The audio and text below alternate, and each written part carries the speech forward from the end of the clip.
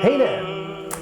I opened up the floor to some questions on Instagram just to get an impression of what people would like to see me make when it comes to videos. And a couple really interesting questions. Actually, they were all very interesting. So be prepared for probably a number of talk videos which seem to get quite a lot of views. So I'm assuming that people are somewhat interested in what I have to say.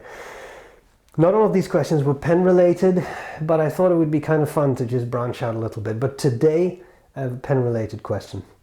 And that is, if you were allowed to only keep one pen, which one would it be? I've given that a lot of thought, and it's an incredibly difficult question to answer. Because to me that really depends on the mood I'm in. Now let's not try to be funny and say, oh, if you could only keep one pen on a desert island you would run out of ink. I know that, but just no desert islands, just a simple circumstance of in your everyday life you can only keep one of your pens. So what I thought I would do is, I have made a choice. Let's get that straight on the table. I'm not going to be wishy-washy and say, well, here are the 5 pens. No, but I do want to talk through that process a bit, because if you have a couple of pens, it can be quite difficult to choose. Number one, I don't have as many pens as a lot of people seem to think. I think I currently have about 45 pens, which is way more than anybody needs, but that's it. So it's not like I had 5,000 pens to pick from. That's one. Two, I thought this would be an opportunity to talk a little bit about my decision-making process in getting pens. And I buy pens extremely rarely these days. And that's because I kind of have what I want, and I don't feel a need to really buy other things.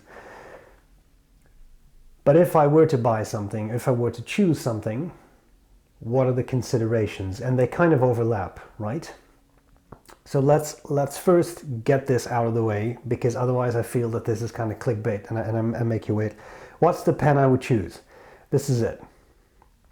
And it was very difficult to choose, because I bet if you ask me this question again next month, I might choose another pen. And it was very difficult because there were a couple of pens that all kind of met the criteria that I would use to select the one. So I'm going to talk a bit about that process, and I will talk a little bit about some of the runners up. But right now, why this one? This is a Lambrew Pens LB6. This is a very expensive pen. And so I'm sorry, it's not a $20 pen. It's not the, I always get these kinds of comments. It's not the the every man pen, whatever. It's not. But that's not why I picked it. I didn't pick it because it's expensive. I picked it because I really, really love it. And I love it for a couple of reasons. And again, I think it's talking about those reasons that may make this video interesting. So number one, as I said, there isn't necessarily that much choice in what I have, but there is more than enough choice to make this difficult. Number two, this is, for all intents and purposes, a handmade pen. Now, how you define handmade is always, that's already up for debate. The reason I like this pen so much is this is not an injection molded pen that was made by 5 million a day, so to speak. I know I'm exaggerating, but it's not that. It was crafted with a lot of care by someone who knew exactly what he was doing.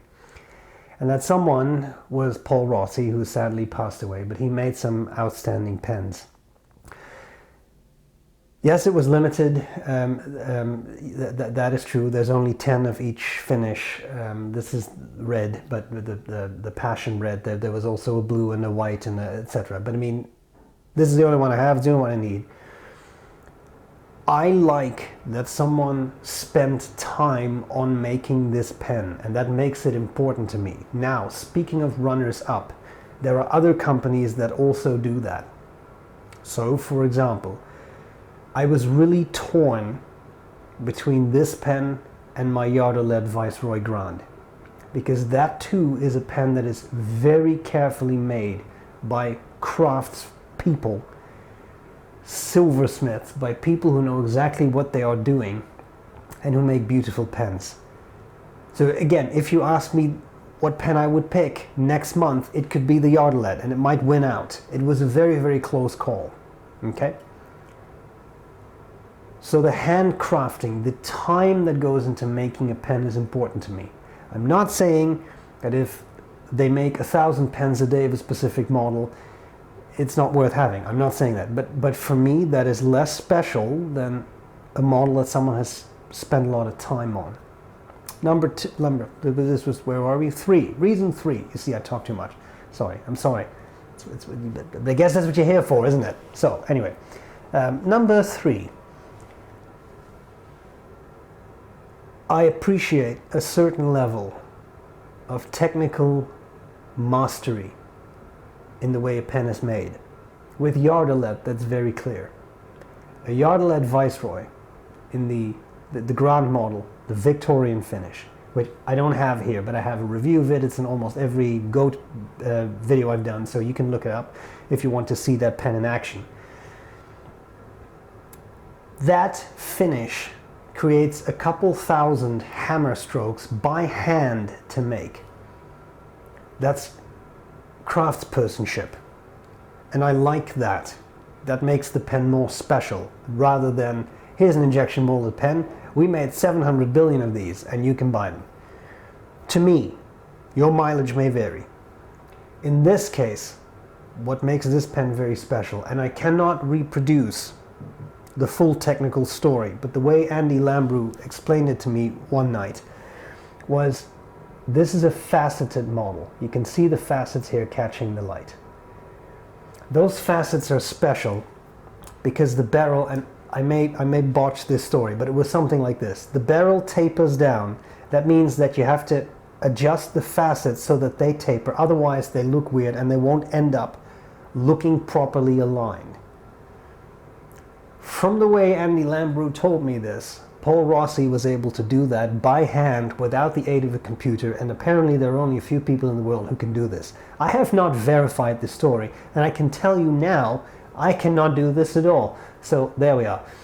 But the fact that that amount of attention to detail went into it, that level of mastery of creating a product, makes the pen more special to me. So these are 3 reasons that matter to me. The 4th reason that's very important is, I need to love the material. Black precious resin, I don't love, because it's just black. And some people love that, and that's great. And I'm really not, what is the expression, throwing shade on any of these brands. If you love that, you should absolutely buy it. But I would not pick that as my one pen. This is diffusion bonded acrylic. And then every time I say that, someone says, there's no such thing as diffusion bonded acrylic. I don't know why people believe that, but it doesn't matter. This is diffusion bonded acrylic. And if you don't like that term, it's acrylic. I genuinely don't care anymore. But what I will say is, I love this material, because look at the way this catches the light. It's very intense. These striations are absolutely beautiful to me. Again, you may hate it. And I think it's absolutely lovely. What would make it better to me as a pen is if the section were the same material. It's black. I wish to have the same material, but that's okay. I can overlook that. Special materials matter to me. It doesn't mean they have to be precious. In some cases, like I'm going to use Yardelet again. Silver is a precious metal, so I mean that is by default more expensive because it's the people pay more for that kind of material. I'm not saying there's anything particularly special about diffusion bonded acrylic except that it's very strong, but I just think it's beautiful. And you can also have standard run-of-the-mill, so to speak, acrylics that people make. Take Jonathan Brooks, makes beautiful acrylics. Really, really nice. Look at his primary manipulation, fantastic. I don't have a pen with primary manipulation, but I could. And then I would love it because I know it's a very attractive material. So that is another consideration that I have. And then I would say, for me, the final consideration maybe of all considerations, the most important one is how does the pen write?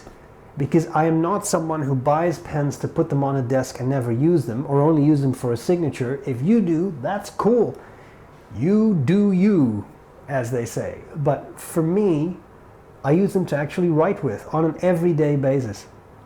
Right now, I don't have the 18K nib that came with it in this pen. I have this B.R.E number 8 nib on it. Sorry, I had too much in my hands. B.R.E number 8 nib, okay?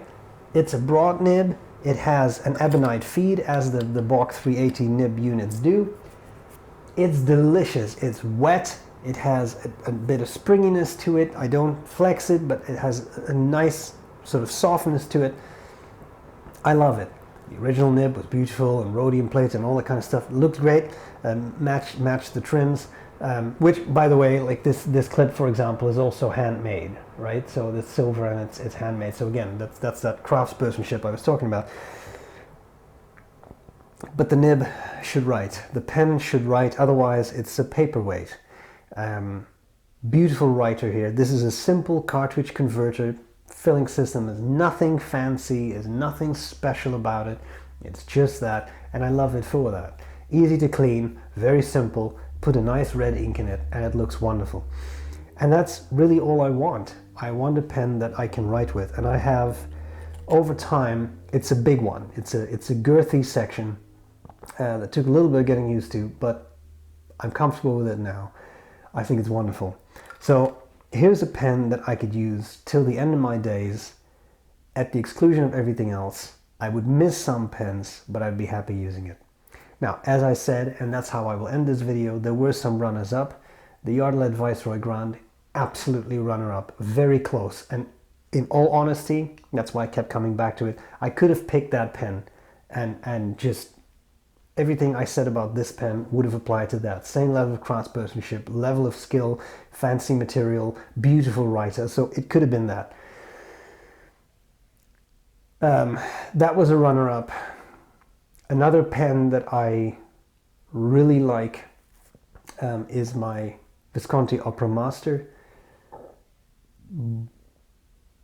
but it didn't quite make the cut. I like it, but not as much as I like this pen, or for that matter, the Yardled. So, and again, there are others. The Conway Stewart Great Exhibition is a wonderful pen. The Great Exposition that William Shakur made for me is a wonderful pen. So all these things I could have picked as well. I just didn't. Okay?